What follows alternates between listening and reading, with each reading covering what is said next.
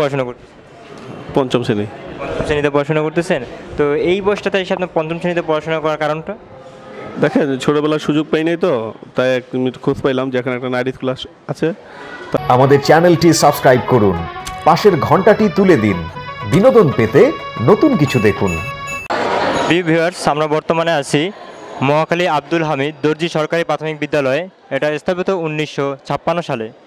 এই স্কুলটি 8-10টা স্কুলের মতনই অন্য সাধারণত আমরা যেভাবে পড়াশোনা করি ওই রকমই, কিন্তু এখানে 1964 সাল থেকে আরেকটি শাখা স্থাপিত হয়েছে, যেটা নৈশ স্কুল, মহাখালী নৈশ স্কুল। আমরা আসলে মহাখালী নৈশ স্কুলের ভিতরে যাই, দেখি এখানে আসলে কি হয়। আমরা এখন যে ক্লাসরুমটিতে এসেছি, এখানে ক্লাস 1 থেকে ক্লাস 4-এর স্টুডেন্টরা আছে। এদের মধ্যে কেউ আছে কর্মজীবী, কেউ আছে দরিদ্র। এরা সবাই এখানে রাত্রিকালীন ক্লাসগুলো করে। তাই এখানে একজন টিচার আছে। আমরা যতদূর জানি এখানে যে টিচারগুলো আছে ওনারা বিভিন্ন ভার্সিটির, এবং ওনারা সোশ্যাল ওয়ার্কের মাধ্যমে এখানে বিনা বেতনে এখানে শিক্ষাদান করে আসছে। তা আমরা এখন স্যারের সাথে একটু কথা বলবো। স্যার, আপনার নাম? আমার নাম রতন ঘোড়ামি। স্যার, আপনি পড়াশোনা করেন কোথায়? আমি পড়াশোনা ডিপ্লোমা পাস করছি, ডিপ্লোমাতে পাস করছি। এখন একটা অফিসে আছি, ওখানে ইঞ্জিনিয়ার হিসাবে জব করতেছি আর কি। তো স্যার, আপনি যে এখানে যে এদেরকে শিক্ষাদান করতেছেন, টিচার হিসেবে আসেন, তো এখান থেকে কি আপনারা কোনো স্যালারি বা এরকম কিছু পান? এখান থেকে আমরা কোনো স্যালারি বা কোনো বেনিফিট নেই না। তাহলে আপনি কি উদ্দেশ্যে এটা চালিয়ে যাচ্ছেন? আপনার উদ্দেশ্য কিন্তু সোশ্যাল ওয়ার্কার হিসাবে ওরা যাতে শিক্ষা অর্জন করতে পারে, শিক্ষা অর্জন করে জীবনে বড় কিছু বা ভালো কিছু করতে পারে, এই জন্য আর কি। ফিলটা কি এটা যে আপনি করতে পারতেছেন, এখানে করে আপনার ফিলটা হয় কি?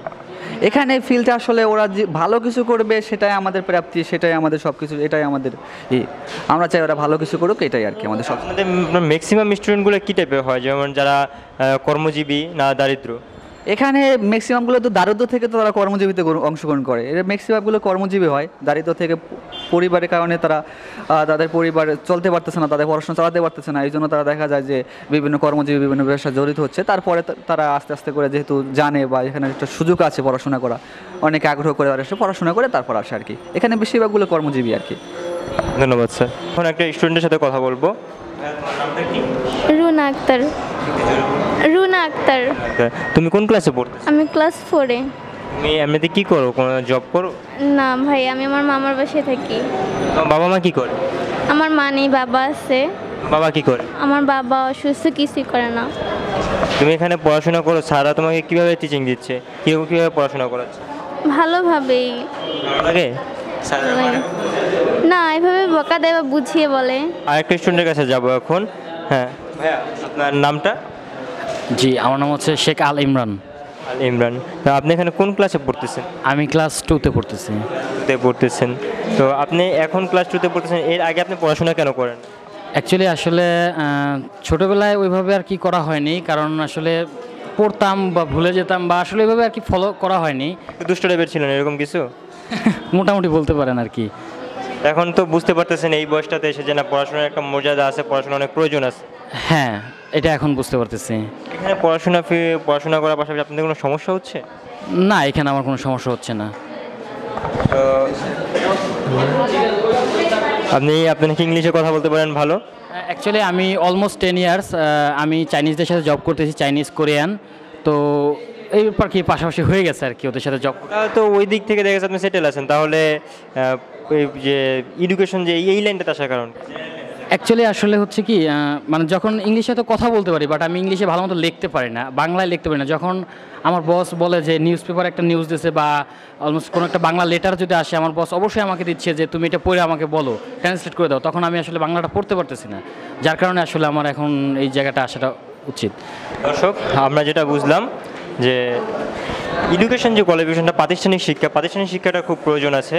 কারণ উনি যে ভাইয়া, উনি ইংলিশ বলতে পারে, ইংলিশে খুব ভালো স্টুডেন্ট, কিন্তু উনি যে নিউজ পেপারে একটা জিনিস দেখবে সেটা আবার রিপিট করে লিখবে, সেই জিনিসটা ওনার সাথে সম্ভব হচ্ছে না। তো আমরা আরেকটা ভাইয়ের কাছে কথা বলতে যাবো। ভাই, আপনার নামটা? মোহাম্মদ চান মিয়া। আপনি এখানে কোন ক্লাসে পড়াশোনা করেন? ক্লাস 1-এ। থাকেন কোথায় আপনি? থাকি টিএনটিতে। আচ্ছা, এই পড়াশোনার পাশাপাশি আপনি কী করতেছেন?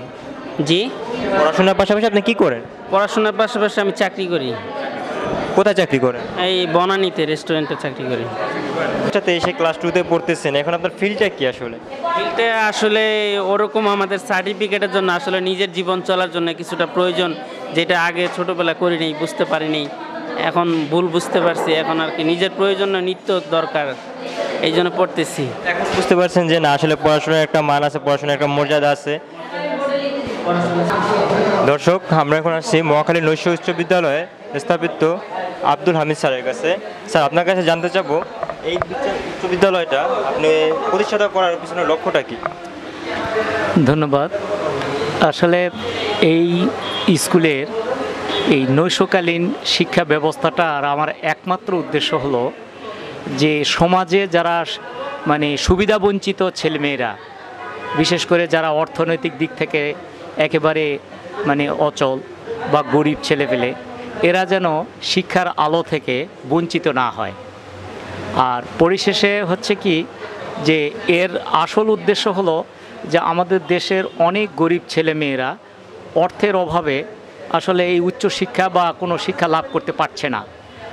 তাছাড়াও কিছু কিছু ছেলেপেলে আছে যেগুলা কর্ম করে, এই কর্মমুখী ছেলেরা এরা যতটুকু কর্ম করে অর্থ পায়, এই অর্থগুলি যেন তাদের মা বাবার হাতে পৌঁছে দিতে পারে।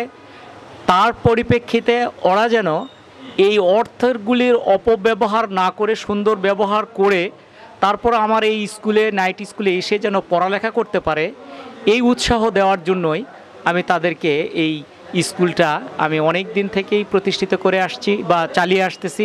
এটা প্রতিষ্ঠিত হয়েছিল 1964 সালে, আর আমি প্রধান শিক্ষক হিসাবে দায়িত্ব পালন করি 1984 সাল থেকে। তখন আমি স্টুডেন্ট, তারপরেও আমি এই স্কুলটা চালিয়ে আসতেছি। তার কারণটা হলো যে অনেকে মনে করে যে 84 সাল থেকে এ পর্যন্ত এই স্কুল চালিয়ে আসতেছে, নিশ্চয়ই এর পিছনে কোনো একটা মানে স্বার্থ বা কিছু আছে, এইরকমও অনেকে মনে করে। কিন্তু আসলে তা না। মানে আমি এটা চালিয়ে আসতেছি, এদের প্রতি আমার একটা দুর্বলতা আছে অনেক। যেমন আমার 6 মাস বয়সে মা মারা গেছে, আর 10 থেকে 12 বছর বয়সে বাবা মারা গেছে। আমি এদের মতো কষ্ট করে লেখাপড়া করেছি, তাই এদেরকে দেখলে আমার মনটা খুব হয়ে যায়, খুব খারাপ লাগে। তো এদেরকে উচ্চ শিক্ষা থেকে যেন, মূলত কথা হলো যে এরা যেন কোনো শিক্ষা থেকে বঞ্চিত না হয়, সেই উদ্দেশ্যেই। আর 84 সাল থেকে এ পর্যন্ত আমার স্কুল থেকে অনেক ছেলেপেলে, এই কর্মজীবী ছেলেপেলে, এরা কেউ রিক্সা চালক, কেউ ক্যান্টিন বয়, কেউ বিভিন্ন ইয়েতে চাকরি করে, ব্যাংকে বা কি বিভিন্ন পিওন পোস্টে, তারপরে হোটেলের যারা বয়, এরা এইগুলো চাকরি করার পরে মাগরিবের নামাজের পর থেকে রাত 10টা পর্যন্ত আমার এখানে ক্লাস করে, এবং এরা পড়াশোনা করার পরে সেন্ট্রাপ হয়। এরা ওই এসএসসি, তারপরে জেএসসি, পিএসসি এগুলো পরীক্ষা দেয়, এরা শতভাগ উত্তীর্ণ হয় ইনশাল্লাহ। আর এরা যেহেতু বাস্তবমুখী ছেলেপেলে, এরা আমার এখানে পড়াশোনা করার পরেও অফিস আদালতে এগুলো নিয়ে আলোচনা হয়, তারা বাস্তবমুখী পড়াশোনা করে।